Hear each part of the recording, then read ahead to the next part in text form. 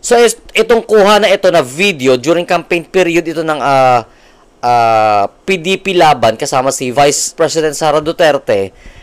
May nabanggit ho siya dito na isang politiko na lumapit sa law firm ng asawa niya at nung matapos na ang kaso, hindi niya binayaran ang nasabing utang. Sino kaya yon? Hindi naman niya mention ang name, pero ito daw, di umano, ay may asawa na nagbembang sa isang minor de edad. Ayan ha. Pakinggan natin ho ang sinabi ni VP Sara. Ang asawa ko ay abogado. Meron siyang mga network Scorpio. ng mga abogado din. Lumapit siya sa asawa ko. Unang kaso.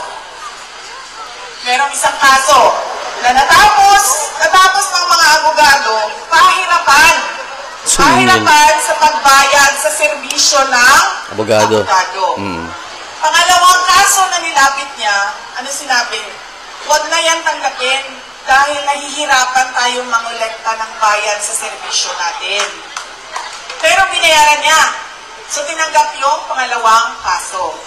Yung pangalawang kaso naman ay merong balanse na 8 million pesos. Paulit-ulit na pinadalhan ng bill ng abogado. Bayaran mo dahil natapos na namin yung kaso. Bayaran mo dahil natapos na namin yung kaso. Hindi na nagbayad hanggang sa araw na ito. Yun ang hindi ko gusto. So yun nga ho guys, no? So sa sinabi ni VP Sara, wala naman siyang binanggit kung sino itong politiko na ito. Pero noon pa niya ho ito binabanggit during Quadcom hearing sa kanya diyan sa Office of the Vice President tungkol diyan sa confidential funds. Ayan. So sino kaya itong ng bembang di umano ng minor de edad? So sino kaya itong politiko na sinasabi ni VP Sara na ng bembang ng minor de edad? Ha? Matapos ang kaso, hindi niya binayaran ang kanyang pagkakautang doon sa law firm ng asawa niya. Ay, nako. Yan tayo eh. Kaya, eto ang mga tao na iwas-iwasan ninyo, no?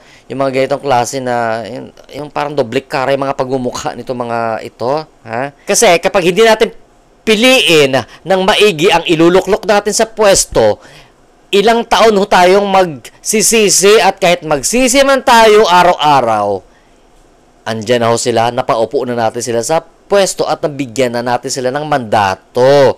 Kaya ngayon pa lang ho, bukas pa lang, kapag kapunta natin lahat sa presinto natin sa mga pagboto natin, piliin talaga lahat ang nararapat na ilagay sa karapat-dapat na pwesto nila. Ayan ho. At isa pa ho, itong DOJ humingi ng extension sa pagsagot nila doon sa inutos ng Office of the Ombudsman na 10 days, no, na dapat magsumiti sila ng kanilang counter affidavit doon sa isinampa na reklamo sa kanila ni Senator Amy Marcos. Ito, pakinggan natin guys ang balitang ites. Justice sa DOJ para sagutin ang reklamong nakahain sa Office of the Ombudsman kaugnay ng pag-aresto at paglipat kay dating Pangulong Rodrigo Duterte sa International Criminal Court. Ayon kay Secretary Crispin Rimulya, magkakaroon sila ng bukod na counter-affidavit o sagot sa ibang mga respondents sa kaso.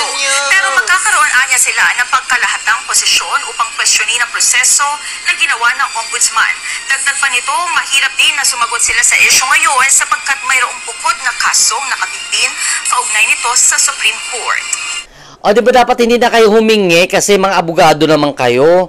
O, alam naman ninyo kung ano sasabihin ninyo kasi kung totoo naman talaga yung ginawa ninyo na pag-aresto dyan kay Pangulong Duterte na para may mga lakad to mga ito na nagmamadali na idalhin si Pangulong Duterte dyan sa Hague, Netherlands.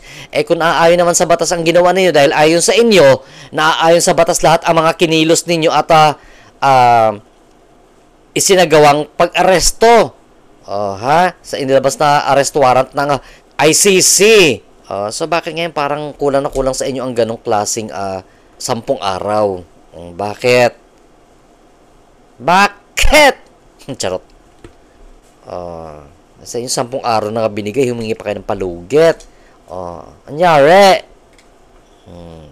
Pero kung totoo talaga yung ginawa ninyo, I don't think so na mag-iisip pa kayo at hihingi pa kayo dapat ng extension. Kasi kung alam naman ninyo na talagang totoo at legitimate yung ginawa ninyong operasyon sa tulong sa Interpol, sabi sa inyo, sabi pa ng Malacanang, nakipag-cooperate kayo sa Interpol pero hindi kayo nakipag-cooperate sa ICC. Ang gulo ninyo, di ba? Ang gulo, di ba? Sa Interpol kayo nakipag-cooperate ayon sa Malacanang doon sa inilabas ng ICC.